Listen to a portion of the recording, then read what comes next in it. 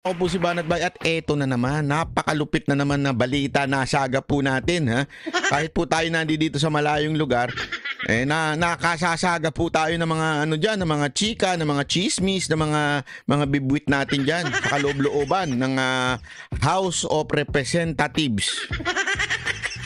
Bahay daw ng mga magnanakaw. Di umano, di ba? So, ito po, may narinig po tayong balita. Kasi nga po, kahapon, nagsalita si Cardema, pinagtanggol niya po itong si Pangulong Duterte. Si Cardema po ang representante ng Duterte Youth. Ito po yung asawa po ni Ronald Cardema, na alam naman po nating masugid na Duterte supporter at ni BP Sara Duterte. Ngunit dahil itong nakaraan ay siya po ay talaga namang tinanggal ng walang abi-abiso. At siya po ay nagsalita, ika nga siguro sabihin na natin na umamin po siya na nabudol siya. Alam naman po natin na ito po'y talaga masugid at matapang ho itong si Ronald Cardema. At itong asawa niya ngayon na nakaupo sa Duterte Youth, nagsalita po siya at pinagtanggol niya si Pangulong Duterte. Naku po, patay tayo dyan. Siyempre, sabi nga nila, di ba, bato-bato sa langit, ang tamaan tanga. Ay, sorry. Bato-bato sa langit, ang tamaan, wag galit, di ba? Yan po ang tunay na di ba? So, ngayon, tinamaan ho itong isang mga, hindi pala isa, ang mga congressman. Alam mo, isa-isa silang pumiyok, isa-isa silang nagalit. Talagang hindi pwede yan. Totoo yan sinasabi mo. Nasasaktan kami. Hindi kasi alam mo mga kababayan, sinasabi ko paulit-ulit sa channel na to, pag ikaw nasaktan, talagang magsasalita ka, pipiyok ka talaga di ba? Pag tinamaan ka, kaya nga marami dito sa ating channel na nasasaktan. Di ba? Alam mo kung bakit? Kasi katotohanan lamang ang ating sinasabi. At ang katotohanan, pag yan nadinig mo, masakit yan. Tama, mali?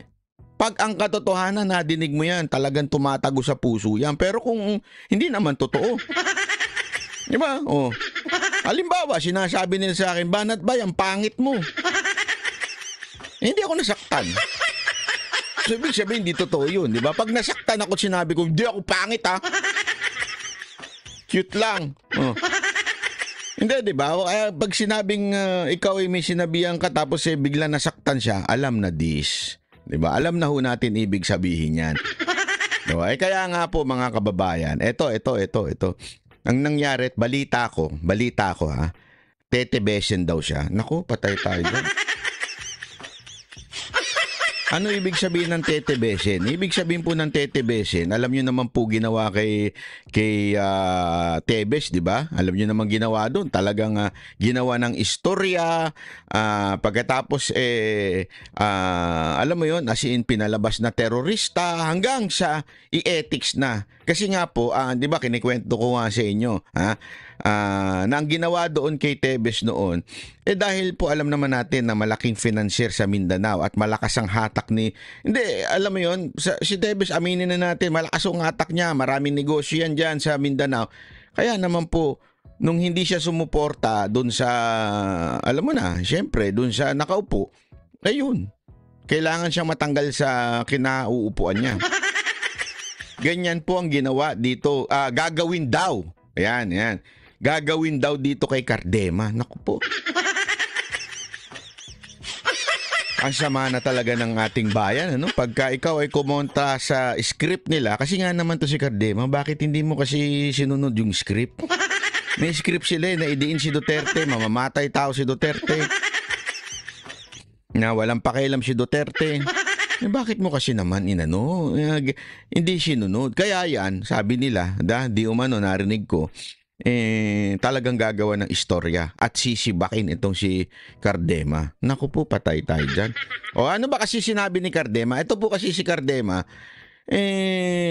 antindi na sinabi niya, pinagtanggol niya si Pangulong Duterte. At eto namang mga nainis, di ba? Wala naman pong tinutukoy si Cardema doon na masamang tao, wala naman siyang dinirek. Kung hindi yung mga, alam mo na, yung mga NPA, galit siya doon Pero wala naman po siyang tinukoy doon sa mismong mga chairman doon, pero lahat po sila pumiyok. Pumiyok ko pakinggan natin This is a manifestation. Yes, Okay. Chair. Please proceed. Tayo ditong mga kinatawan ay ibinoto lamang ng ilang libong Pilipino. Ngunit, Ngunit? ang kasama natin ngayon ang Pangulong Duterte, ang most voted Philippine leader ng 2016. Ha? Oh, sabi nga niya simpleng-simple yun Pero doon pala nasakta na kagad yung mga animal na yan sabi. So para mo sinasabi, ilan lang ang boto namin, 200 lang. Kay Duterte, 16 million. O, di ba? Kasi, yan na sinasabi. Yung isa pa dyan, nagyabang, di ba? Yabang. Ilan ang pinaboto ko mga baptis. Mga baptis kami ilan na ang bumoto kay Duterte. Kayo mga vlogger, wala naman kayo nadalang boto kay Duterte. Ito talagang feeling may sayad na to. Hindi itong may sayad na ito. Feeling niya talaga siya nagpanalo. Una-una, yung mga bumotong mga baptist, sabi nga ng mga baptist, wag mo kalad ka rin ng pangalan ng baptist, sinisiraan mo Hindi, alam mo, sa totoo lang etong bishop nito, ito ang nakakasira sa pangalan ng protestante. Alam mo kung bakit? Kasi wag mo nang kalad ka rin dyan sa politika mo. Kung bumoto ang tao kay Duterte, desisyon nila yun. Wala namang hindi namang black voting ang mga protestant Hindi yung mga Christian na full gospel, hindi naman po sila black voting Magmalaki ka kung katulad ka ng iglesia. Hindi, I mean, halimbawa, iglesia ni Cristo, magmalaki. Halimbawa, pero hindi nila gawain yun Mas humble sila kaysa dito kay... Ito kasing bishop na to. May bit-bit na Biblia, hindi naman nilalagay sa buhay. Hindi, number one, alam nyo ba? Number one na kategorya ng isang talagang tagapagsalita o ika nga mensahero ng ating Panginoon ay yung humility. Wala ho sa kanya yun Ang layo talaga Hindi totoo po. Hindi ko again, hindi po ako iglesia hindi rin po ako kung ano mga kaanib ng iba dyan. Okay, pero gayon pa man, itong iglesia pa nga hindi siya nagmamalaki. Kami nagpanalo sa iyo. Which is mas marami naman siguro do sa mga nilalangaw niyang iglesia. Kasi totoo to, yung nilalangaw kasi yung iglesia nito ni Bishop Puntahan niyo yung channel niya, tingnan niyo kung ilan ang membro. Sa totoo lang, baka nga yung iba hindi pa nakikinig sa iyo Baka mamaya yung iba diyan hindi kasinunod Kaya nga sana wag na humayabang, di ba? Ito na nga yung sinasabi ni Cardema dito na 16 million, pinakamadami to noon di ba? Kaya sana wag po tayong bastos ika nga. At ang kanyang anak, Vice President Sara Duterte, ang most voted Philippine leader naman ngayong 2022. I would like to manifest na gusto ng sambayanang Pilipino ang pagdurog niya sa mga kriminal, durugista at NPA na terorista. Correct? Kaya sila ibinoto. Anong masama doon? Hindi, kasi galit na galit mamaya yung mga congressman. Ano masama doon sinabi niya? Talaga naman gusto siya ng taong bayan kahit balibaligtarin mo istorya, kahit aminin niya mamamatay tao siya. Gusto ng mga Pilipino mamamatay tao ng kriminal. Totoo naman. Kasi yung mga sinasabi niyong justice lahat may pag-asa habang Kasi you're not there. That's the problem with you, congressman. Nandun lang kayo sa kubul ninyo, puno ng security, you're not there in the ground. Si Duterte, mayor for how many years? Prosecutor. Alam mo ba sabihin ng prosecutor? Piskal, ika nga. Yan ang unang nilalapitan, di ba, pulis. After imbestigahan ng pulis, isasampa sa piskal. So itong mga piskal, alam ho nila ang lahat ng krimen, katarantaduhan sa ground. Kayong mga congressman, wala po kayong alam. Ang alam lang ninyo, mamasyal. Ang alam lang ninyo, mag-KTV, mambabae. Ang alam lang ninyo, tumira sa kubul ninyo habang binabantayan kayo, hiniheli kayo ng mga security nyo. Karamihan sa inyo, bulletproof pa. So, ibig sabihin mga kababayan, wala kayong alam in terms of criminality. You do not understand that we Filipinos, we want a leader who is hard to criminals so that he would protect us, protect our family. Yung problema sa inyo, puro kayo, Gagalit nyo ako eh. at patuloy na mahal ng mga Pilipino. Tama. Kaya gusto natin ng patas na hearing. Sana sinama natin dito ang libo-libong mga magulang na ang mga anak ay biniktima ng mga durugista. Tama. Ang mga ordinaryong Pilipino na naglalakad galing trabaho, tapos sinaksak o pinatay ng adik, lahat ng mga kababaihan, na kahit pati infant... Diyan napikon sila eh. Alam mo kung bakit? Parang sinasabi niya dito, hindi kasi kayo patas eh. Ang dinala nyo dito, yung, hindi ko sinasabi na justifiable, ika nga.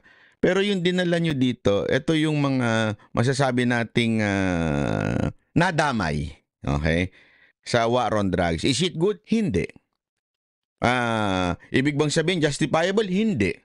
But, tiningnan mo lang yung small percentage ng somehow medyo flaws o pagkakamali o sabi nga mintis, ika nga.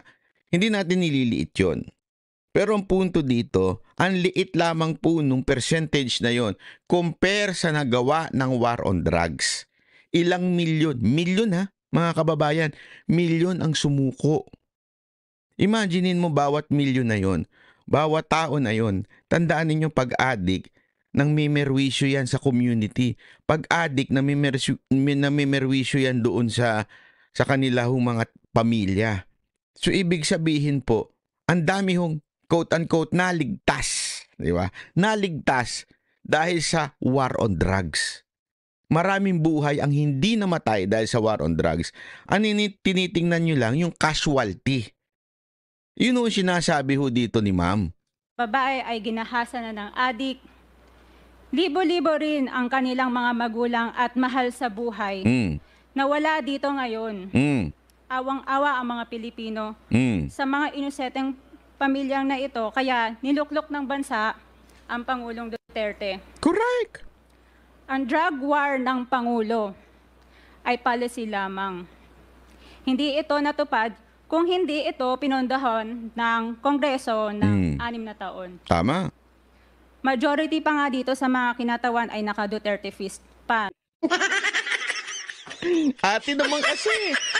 Ate naman eh. Ba't mo pa sinabi yan? Pambira ka. Di ba? Karamihan pa nga dito, nakaganyan pa noon eh. No? Di ba? Nagpa-picture pa kayo. O ganyan pa kayo eh. Hindi, kasi nga naman, sumisip-sip po sila, di ba? Siyempre, sumisip-sip sila kay Duterte. O, picture tayo, peace. Tapos, ipopost nila. Kasi alam naman natin noon na talaga namang, imaginein mo this is a phenomenal president. From nothing, no support, tapos hindi ho incumbent, ibig sabihin, hindi ho, tandaan natin, ang ano nun, si Mar Rojas di ba? Hawak ni Pino yan eh. From somewhere, from Mindanao, biglang may sumulpot na Duterte. At biglang nanalo, ang layo ng agwat. Bakit kanyo? Ibig lamang po sabihin nun, the people has spoken. Duterte malakas. Talagang si Duterte gusto ng tao. Yung pamamahala niya, kasi hindi naman niya tinago yan eh. Paulit-ulit niya sinasabi before the election, papatayin ko kayo, huwag kayong pumasok diyan, papatayin ko kayo. Paulit-ulit niya sinabi yan. And yet people voted for him. It is because yun ang gusto ng taong bayan. 'Di ba? Kaya nga kayo, bigla kayong sumipsip at sabi nga nito, nag-Duterte peace pa kayo nun kasi nga alam niyong gusto ng taong bayan si Pangulong Duterte. Until now, kita nyo nga, pinapanood ko kanina yung pagpasok ni Pangulong Duterte, pinagkakaguluhan lagi eh. Alam mo yun, saka nakakita ng Pangulo, yun nga nakaupo ngayon, hindi nga pinagkakaguluhan eh. Eto, hindi na nakaupo, pinagkakaguluhan kahit saan siya magpunta. Kasi nga gusto ng tao. Oh, kayo naman dahil greedy kayo na politician, hindi nyo kinampihan nung una, nung naging presidente, lahat kayo papis-pis nyo dyan, pisti kayo. 6 na taon eh. Ang Duterte Youth Party List po ay patuloy na naninindigan sa Pangulong Rodrigo Duterte at pangalawang Pangulo, Sara Duterte, na naglingkod ng maayos, dumurog sa mga durugista, kriminal at NPA na terorista, para proteksyonan ang milyon-milyong Pilipino. Bakit wala nag-iimbestiga dito o nag-iimbita sa atin sa sobrang raming Pilipino na biniktima ng mga durugista?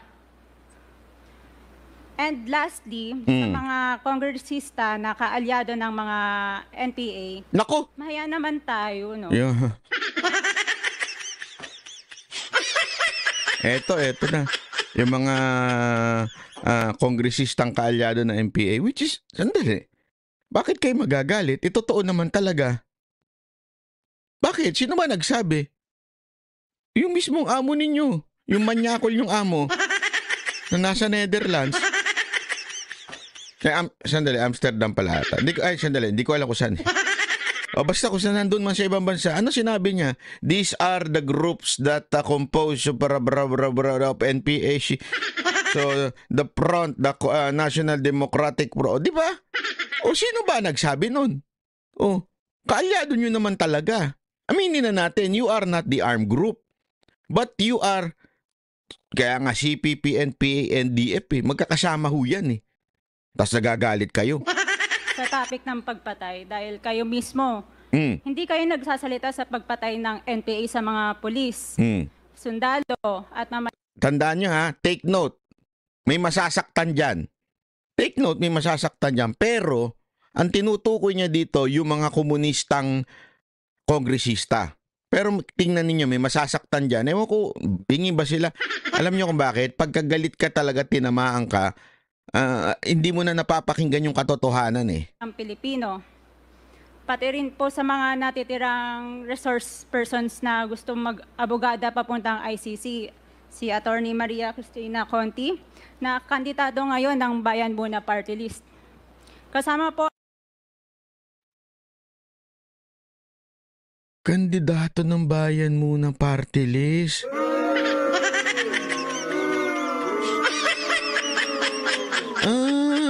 Yung sa ICC, yung Conti, kilala niyo yun?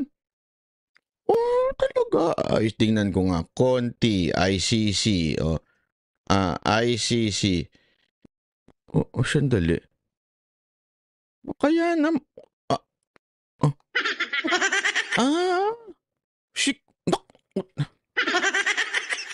si Cristina Conti. Kandidato naman pala siya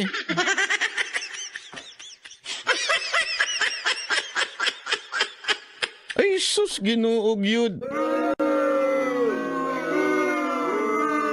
According to Representative Cardema, kandidato naman pala siya. Bakit siya Kaya naman pala panay ang pamidya. Wala pala ito. Din? ang inyong katabi na si Nery Colmenares ng Bayan Muna. Sa NPA, nire-recruit ang mga kabataan para pabagsakin ang gobyerno at pumatay ng mga pulis, sundalo at tropa ng gobyerno. Hindi nyo naman kinokondena ang pagpatay nila.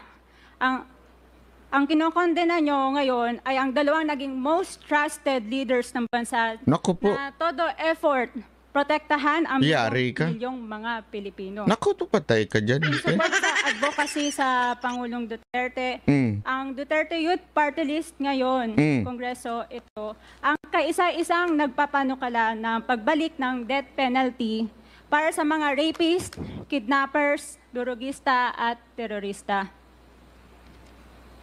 In behalf of the Duterte Youth Party List, kami ay nagpapasalamat sa todong suporta ng Pangulong Duterte at VP Sara Duterte Yun. sa mga tropa ng gobyerno at sa pagdurog nyo sa mga kriminal, durugista at NPA na terorista. Yan ang dapat suportahan natin. Diba suportahan natin yung mga leader na sumusuporta sa tropa ng, naku po, maniwala kayo. Galit na mga tropa. Kasi dinudurog ninyo ang isang o dalawang leader na nagmamahal sa mga tropa. Yan si Pangulong Duterte at si VP Sara Duterte. Kayo mga pulis, alam nyo yan. Sila lang talaga may malasakit sa inyo. Mantakin mo tama yung sinasabi niya Yung mga pumapatay sa mga tropa, yung mga pumapatay sa mga pulis, mga pumapatay sa sundalo, ha? Naandyan ho yung kanilang kasamahan sa Kamara. Tapos, hindi naman kinukundina nitong Quadcom na to.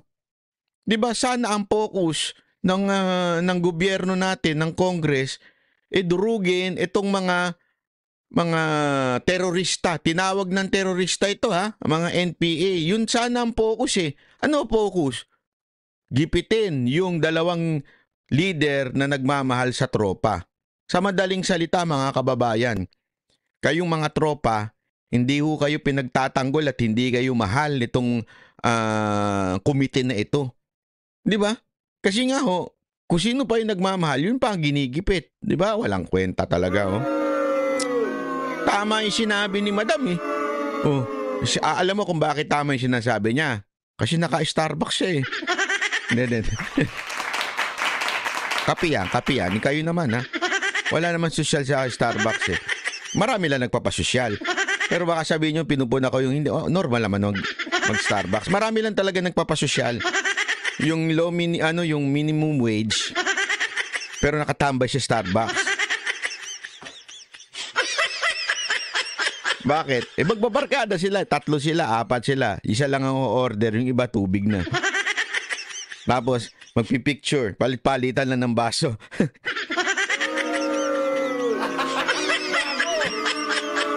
Sama na ugali mo, banat bay Hindi naman. Maraming salamat po, Mr. Chair, at Thank you, magandang gabi po. Congresswoman. Salamat, Cardema. Mr. Chair. Bawal po pumalakpak dito. Kung gusto niyo pumalakpak, doon kayo sa labas. Galit na naman to. High blood. Siguro may papalakpak at may natuwa doon sa sinabi. Papalakpak lang, masyado ka naman. Tinamaan ka ba, sir?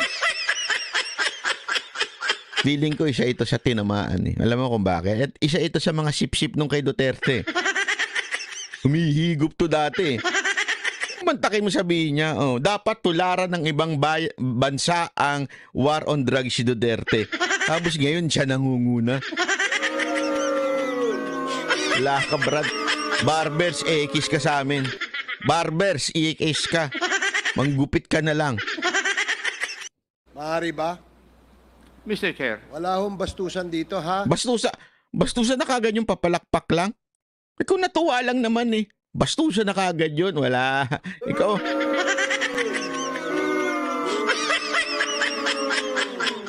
Kasi balita ko kahit yung mga hindi pala dati, kahit yung mga tauhan nila pumapalakpak eh. Kahit yung mga tauhan ng mga congressman tuwan-tuwa kay Duterte tsaka sa sinabi nito eh. Pati yung mga tropa siguro, tuwan-tuwa. Biglang, walang bastusan walang papalakpak. Sama talaga, oo. Sige, Congressman Acop, you're recognized. Thank you, Mr. Chair. I beg to disagree with my colleague. Alam mo kung gaano lang katagal yung speech niya? Wala pang 5 minuto. To be exact, for 24 minutes and 20 seconds. Tingnan niyo yung mga reaction nitong mga iba Ang dami. Ang tagal. Kasi nakikita ko sa views, sa video ko eh. Grabe yung 4 minutes lang, more or less 4 minutes lang talaga yung speech ni Cardema. Pero umabot ng 20 plus yung sa kalaban. Ganyan sila tinamaan. Kasi bata pa siya. Ako, I have given up my life for this country. Ito na naman ang mga bayani ng bayan natin na nagmamalaki, nanunumbat. Alam mo, ang layo talaga ni Duterte, no? Si Duterte ni nanunumbat yan eh. Pag sinabi niya, I just did it kasi trabaho ko yan. Trabaho niyo yan. Di ba? Laging ganyan lang si Duterte. Pero ito mga bayani. Nagmamalaki na naman. The former president is only 2 years older than I am. No, wala naman tayo sapang ganun. For this country. Mm.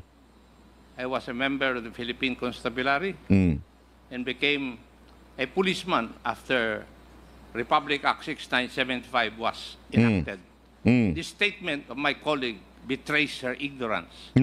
Kung gusto po niya na magpa-imbestiga, mag-file siya ng resolution and maybe refer to the appropriate. Kahit naman mag-file siya, sir. Wala naman pumapansin sa inyo. Di ba sabi nga niya, nag-file na nga sila ng bill na death penalty. Wala naman pumapansin. Alam mo, sir, alam ko matagal na po kayo sa kamera. Matagal na po kayo dyan. Pero you all know, pag walang basbas ng leader, kahit anong file mong paulit-ulit dyan, hindi papansinin yan at hindi yan gagawing priority sa hearing. Alam nyo po yan, sir. Wag na ho tayo maglokohan. Kung ano yung basbas ni speaker, yun lang ang i-discuss. Wag na tayo naman siya, nagloloko-lokohan, tatanda na natin eh. Committee, to be fair with her. She's a congressman. She knows the rules. However, your statement or your statements betray your ignorance Nakso. of our rules here in this House of Congress. Saktan ka? So I beg to disagree, Mr. Chair, na sila lang ang nakikipaglaban at marunong makipaglaban sa kalaban. As I've said before. May sinabi ba siya na ganun, sir? Wala naman eh. Ang sinasabi niya, nagtataka lang daw siya. Bakit kung sino pa yung binoto ng taong bayan at gusto ng taong bayan, siya pa yung inuusig ngayon. Kung sino pa yung sumusuporta sa tropa, siya yung inuusig ngayon. Ang sinasabi niya dyan, sana usigin natin yung pumapatay sa mga tropa natin. Kundinahin natin yung mga naandi dito. Kasamahan ng NPA. Sus, ginugyo. I have given the most part or most years of my life fighting the enemy of this country. Thank you, Mr. Chair. Yun na nga eh. Congressman Given your most life, fighting the enemy of this country, nangyari. Hindi, ano nangyari po? Bakit nagkaganon? Ba't naiba na? Yes, let me emphasize na wala pong may monopolya ng pagmamahal sa bayan dito. Pare-parehas po tayo. Wala naman nagsabing kami lang may mahal sa bayan. Wala naman. Di naman. Si Barbers naman. Barbers o ka. Wala naman sinabi si Cardemang.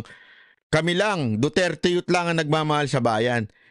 She was questioning why are we doing this to the man who did his best to protect our troops, the Filipino people, at the same time, why we are not condemning, di ba? These communist groups, the NPAs that kills the innocent people, especially the troops. Ang hirap nun, brad, ha? Dire-diretso yung English yun.